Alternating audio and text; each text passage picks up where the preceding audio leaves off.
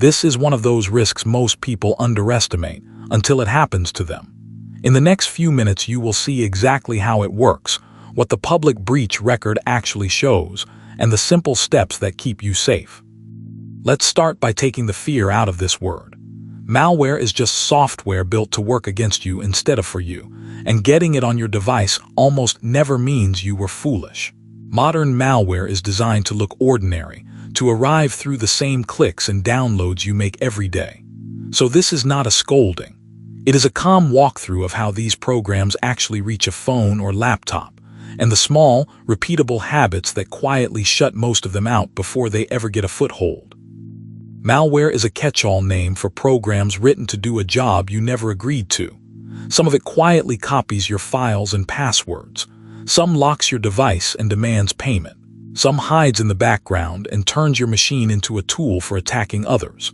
What ties them together is not how they behave once inside, but the fact that they all need one thing first: a way onto your device. Understand the handful of doors they use to get in, and you understand where nearly all of your defense lies. Malware almost never breaks down a wall. It walks through a door you open. Nearly every infection traces back to a small number of familiar moments. A file you were tricked into running, a download from a site pretending to be something it isn't, a fake update, or an app that carried a hidden passenger.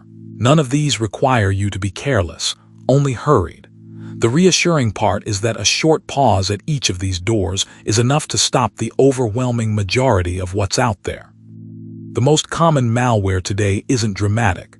It doesn't lock your screen or flash a warning. It installs quietly, copies the passwords and login sessions your browser has saved, and sends them off to a stranger, all in a few seconds. You often feel nothing at all. This is why so many account break-ins start on a device the owner believed was perfectly healthy. Knowing this changes your defense. You stop relying only on spotting an infection, and you start making sure that even a silent one leads nowhere useful. Here is a door most people never think about. Attackers buy ordinary-looking online ads or quietly take over web addresses that companies let expire and use them to send you toward fake download pages.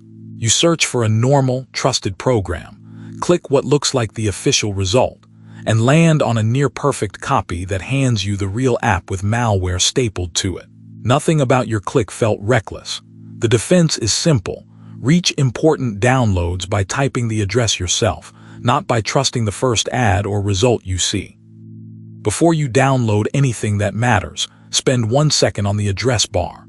Fake pages copy the logos, the colors, and the layout perfectly, but the web address is much harder to fake convincingly. Look at the real domain name, not just the friendly words around it, and make sure it is the genuine home of the software you want. When in doubt, leave the page, open a new tab, and type the company's name yourself. That single habit steers you away from most of the counterfeit download traps in one move. This is the public record of malware seen and cataloged by security researchers over recent years. Do not read it as a reason to panic.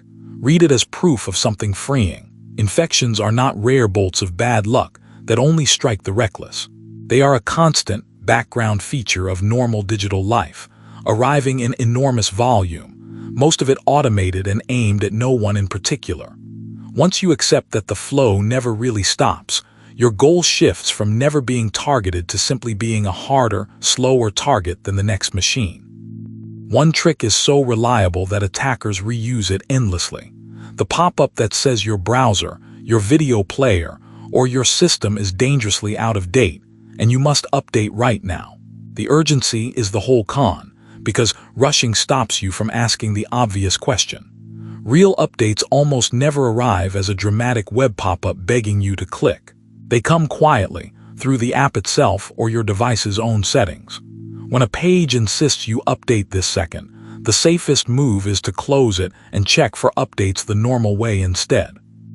Malware clusters where caution tends to drop. Cracked or pirated software is a classic hiding place, because you have already decided to trust a stranger's file and to ignore the warnings. So are unofficial app stores, random browser add-ons promising a shortcut, and email attachments you weren't expecting. The common thread is a free, tempting shortcut that asks you to run something from a source you cannot really vouch for.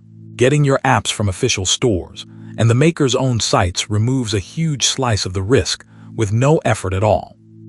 Since the most common malware quietly harvests saved passwords, the smartest move is to make that harvest nearly worthless. A password manager gives every account its own long, random password and remembers them for you, so a stealer that grabs one login cannot use it anywhere else. You memorize a single master password, and everything else becomes unique. If a silent infection ever does copy your saved logins, the damage stops at one account instead of spreading across your whole digital life in minutes. Good defense assumes that sometimes, despite everything, a password will escape, and it protects you anyway. Two-factor authentication asks for a second proof when you log in, usually a short code from an app on your phone. Even if malware quietly steals your correct password, a stranger is stopped at the threshold, because the code lives on a device in your hand. Turn it on for your email first, since your email can reset almost everything else, then add it to your bank and main accounts. It is the layer that catches what slips through. Let's line up the risky way and the ready way, because the gap between them is not about being technical. It comes down to a few small choices you make once and then repeat without thinking. On one side are the habits that let a single bad file spread into a real mess. On the other are the habits that keep the very same file boxed in and harmless. None of these ask for special skill. They simply ask you to decide, one time, to set them up, and then let your device and your tools do the quiet work every day after. If you ever suspect something is wrong, panic is the only real mistake. There is a clear order that limits the damage. First, disconnect the device from the internet so nothing can be sent out or pulled in. Then scan it with a reputable security tool and remove what it finds. Change your important passwords from a different, clean device, not the infected one, and switch on two-factor as you go. Work through it calmly and methodically, and even a real infection becomes a bad afternoon rather than a lasting disaster. None of this asks you to become an expert, and that is exactly the point. Malware is common, constant, and mostly automated, but the harm it can do to you is largely in your hands. Download from official sources, check the address before you install, keep your devices updated, give every account a unique password, and switch on two-factor where it counts. Those few habits, set up once, quietly diffuse the great majority of what we've talked about, and keep protecting you long after you have stopped thinking about them. That is how it works and how to stay ahead of it. The breach data is from Have I Been Pwned, all public. If this helped, share it with one person who reuses passwords and subscribe to Cyber Explainers to keep your digital life safe.